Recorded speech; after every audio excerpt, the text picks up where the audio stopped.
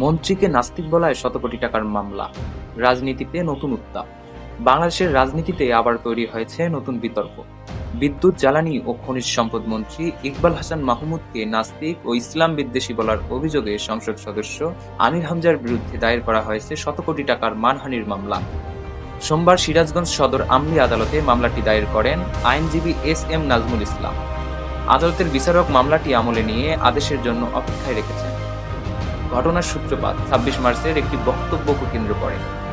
মহান মুক্তিযুদ্ধ ও বীর মুক্তিযোদ্ধাদের সম্মান জানিয়ে বক্তব্য দেন মন্ত্রী ইকবাল হাসান মাহমুদ। তবে সেই বক্তব্যের প্রতিক্রিয়ায় কুষ্টিয়ার একটি মসজিদে জুমার খুতবার আগে আলোচনায় আমির হামজা তাকে নাস্তিক ও ইসলাম বিদ্বেষী বলে মন্তব্য করেন।